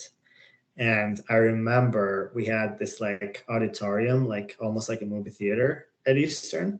So we rented it out and we were watching the game. And that game ends up 3-2 for United. But the 2 goals from Milan are amazing. The second one, in fact, which you need to actually put it on the footnotes of this one, because it's Kaká getting the ball, and it's a certain Heinze and certain left back. I don't remember who it was. He kind of pushes the ball forwards, and the 2 United defenders try to get to it, but they actually run into each other. So he has this burst of speed, and then he gets 1-on-1 with Van der Sar and kind of hits it on the ground, far post, kills them. One of the most beautiful goals I've ever seen. And the match ends 3-2 though, because United scores towards the end to make it 2 and all of that. So now we got the return match. And for the return match, I'm actually in Vegas. And I remember okay, it's the return match. I must watch it. I don't care, we're in Vegas and all of that. So we find a rooftop bar with a pool. I get there early. I've got my beautiful white Milan jersey, and I make sure with the bartender, I'm like, hey, can you put the game on and all of that? So I'm sitting there, I'm watching the game. TV is right here, and the game hasn't started yet. And then a few minutes before the game, a bunch of guys come this way, and they're sitting next to me, and a bunch of other guys sitting next to me, and they're all United fans. Of course, yeah. All of them, and I'm just like, my Milan jersey and all of that. Yeah, good luck to you guys and all of that. And they're all confident and all of that. And that match is in Milano, and it's raining, and Ancelotti is the coach, and we got the best team out there. It's Inzaghi, Sheva with Kaká behind them, Pirlo, Gattuso, Zedorf, Ambrosini, Maldini, Nesta, all these guys. Sorry, what year is this? 04 or 5? 2007. This is okay. the very end of that beautiful team before everything went to shit, before the Banta era, which we'll talk about in another podcast because it's too painful. So I'm sitting in there, the only guy, and the game starts. 10 minutes into it, Milan scores. And I'm like, yeah. I mean, don't worry. Good job. And then the game keeps going. Milan scores again, 2-0. And I'm getting confident. These guys are getting down and all of that. And the game keeps going. There's no chance for the Manchester United fans. And the game gets so skewed towards Milan that, in fact, the third goal to seal everything up and finish it is scored by a certain Roberto Gilardino, who was one of those Italian typical type strikers that look like they will be world beaters, but they end up having a terrible career because they can't live up to the hype. That was Roberto Gilardino. And this was his most important, most history-worthy score. He scored the 3-0 against Manchester United of Cristiano Ronaldo, and destroyed Manchester United on that quarterfinal, I want to say. And that was the last year that Milan won the Champions League. Right. 2007. You might remember, seeing as you're wearing a certain jersey that I would be remiss to not mention during this podcast, because that was the rematch of that 2005 game that I have forgotten. Yeah. 2007 rematch. That's how they made it all the way to that final and finally got that monkey off their backs. What was so they were Liverpool in the semi? Liverpool was the final. Liverpool was the final? Man, I don't even remember where I was. I'm sure I watched it, but I don't think I was a confirmed Liverpool supporter by that time. What was the result? 2-1. but it was 2-0 until like the 92nd minute or so. So it was a much less entertaining game. It was one of those where Inzaghi scored 2 goals. One of them was off of a Pirlo free kick that kind of grazed him and went in because I Yeah. threw the Pepe Reina. He threw the goalie off. The goalie's going this way. The ball goes that way. And then the second goal was a Kaká assist to Inzaghi, like the typical thing that you can think of in your head, which is Kaká at the cam position, sends a through ball. Inzaghi is not offside this time. Rounds the goalie, rounds Reina, and scores it. Celebrates like this is the first goal he's ever scored in his life. All of that. And then in the 92nd minute, in the dying embers, there's a cross. A bunch of like people hit it, and then Dirk Kuyt or Dirk Kuyt heads it in. Yeah. Scores. It's 2-1. Nightmare scenarios are going on in my head after that 2005 3-3, but this time we hold it together and we win it. Yeah, it's funny. I don't revisit some of these matches in a way, but it sounds vaguely familiar. I'm not much of a historian in ways that other people might be. I just have these fleeting memories of certain players and games. Dirk Kuyt, though, he is one of my favorites. What a workman. Yeah, what a guy. Yeah. What a guy. He wasn't afraid to be ugly. And so. Well, he gave hope to all the rest of us who might not have the best skills. You can make it, man. Dirk Kuyt can. You can too. Yeah. He's a club legend for sure. Who's your favorite of all time? I mean, it has to be Maldini. Yeah. See, it has to be Il Capitano. Aside from clips from here and there and highlights, like he's somebody who I never watched in his prime. I'm sure I watched big World Cup matches with him included, but it does kind of pain me when I can't really picture their essence when you talk about these guys that mean so much to you, especially from the late 90s and early aughts. Yeah, I mean, we have like 3 years between us or so, but I feel like in soccer terms, it's more because I started watching naturally a lot earlier than you did. So I have these earlier memories. But yeah, Maldini was... And, I'll say he kind of reminds me of you in a lot of ways. I know that I gave you the comp of the Croatian guy, Guardiola, because he's like the current guy that's got that essence, that Richard essence. But Maldini was like, he was the best skilled defender of the era. Yeah. But he was also the captain.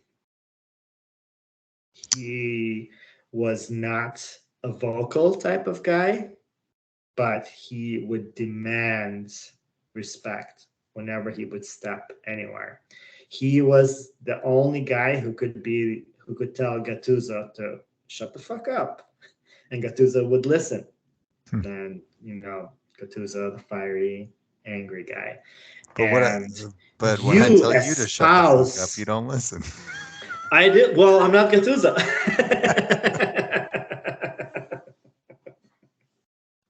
I do after if you tell me a few times. It's too easy. It's too easy. You did eventually. It is. It is good. It's good. No, and you have that aura, about you as well, and I love that.